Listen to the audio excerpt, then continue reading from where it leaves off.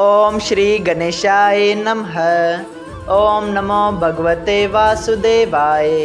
हरे कृष्णा कृष्ण कृष्णा हरे हरे, हरे राम राम राम हरे हरे। तव्हां सभिनी हरि भक्तन के नमस्ते। प्यारा भक्तों, ही कथा पाण गुरु कृपा से हासिल करे रहा आयूं। श्री गणपति सरस्वती जो दरे ध्यान करियां थो मां भागवत महापुराण जो बयान, जंहिंमें व्यासदेव ऐं श्री सुखदेव जी कयो आहे श्री कृष्ण लीला जो गुणगान। सभई चओ जय भागवत महापुराण। प्यारा भक्तों, कल कथा में पाण श्रीमद् भागवत महापुराण साहिब जे 7 स्कंद जे 6 अध्याय में ॾिठो हो त श्री भगवान जा परम भक्त प्रहलाद पंहिंजे साथियन संगतियन के ज्ञान उपदेश कन था, जंहिंमें हू चवन था त कृपया माया जे महाजाल में फसण का अग में ही परमेश्वर जी राह इख्तियार कयो।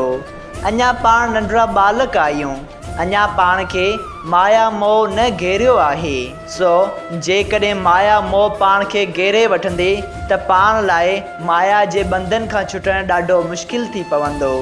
उन लाइ हिन नंढड़ी उम्र में ही भक्ति सां परमेश्वर के प्राप्त करे भवसागर पार लंघण जी कोशिश करण घुर्जे। सभई चओ जय श्री कृष्णा।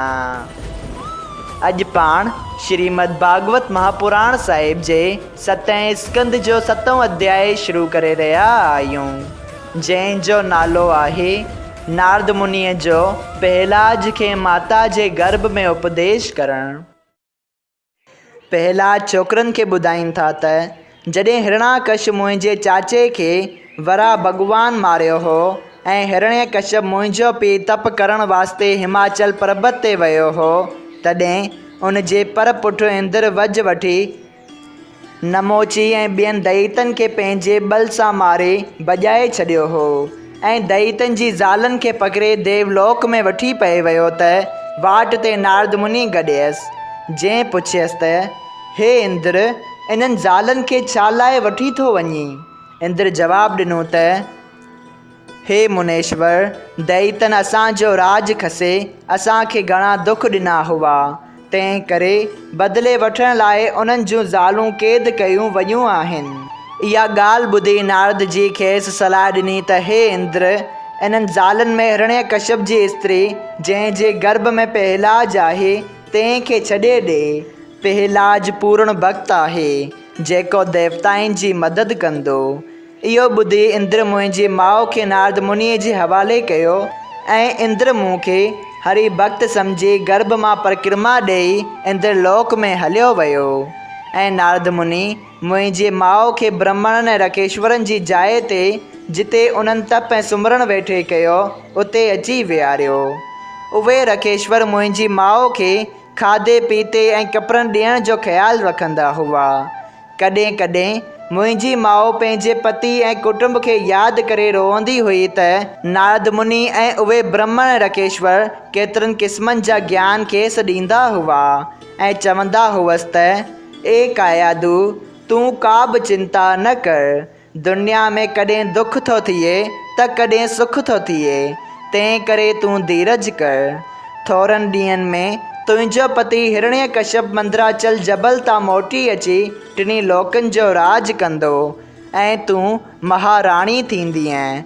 मूं माउ जे गर्भ में नारद मुनि वारो ॾिनल ज्ञान ॿुधी यादि रखियो हो जो तव्हांखे ॿुधायां थो, जो ॿुधी तव्हां बि ज्ञान पाए उन मूजिबि हलो।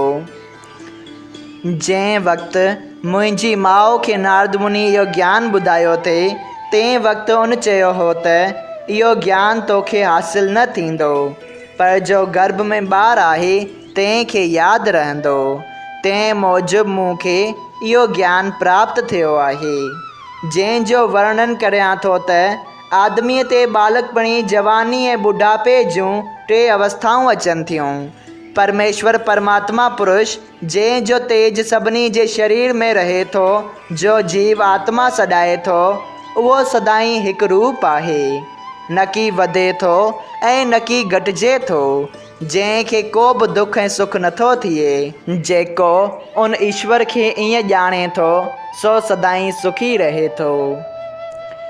जहिड़ी तरह सोनारो मिटीअ मां सोन ॻोल्हे थो कढे, तीअं आदमीअ जो चोलो पाए परमेश्वर जो भॼन ऐं सुमरण करे मुक्तीअ जो पदार्थो सोन मिसल आहे सो पाए थो सघिजे।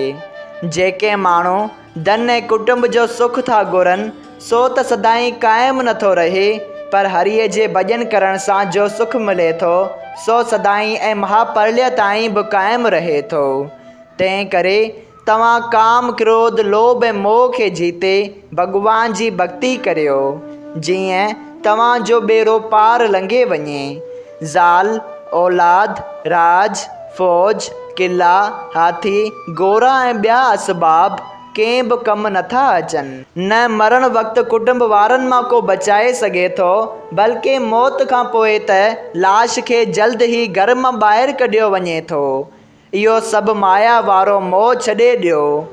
कोई बि कंहिं सां गॾु नथो वञे।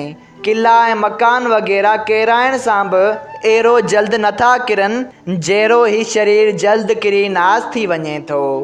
मरण खां पोइ ही शरीर कंहिं कमु नथो अचे।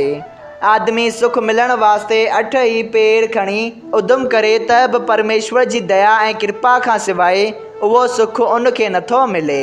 जॾहिं पंहिंजो शरीर जो जीव सां गॾु उपजे थो सो बि साण नथो हले, तॾहिं धन, कुटुंब ऐं ॿियूं शयूं हिन सां गॾु कीअं हलंदियूं। परमेश्वर जहिड़ो भॼन ऐं सुमरण करण सां ख़ुशि थिए थो, तहिड़ो यज्ञ, तप, दान ऐं विर्त वग़ैरह करण सां ख़ुशि नथो थिए। मूंखे नारद मुनि अहिड़ो ज्ञान ॿुधायो जंहिं ते यकीन करण सां तव्हीं ॾिसो था त हिरण्यकश्यप जो टिनी लोकनि जो राजा आहे। तंहिं मुंहिंजे साह वठण लाइ केतिरा ई उपाव कया, पर वरियो कुझु बि न।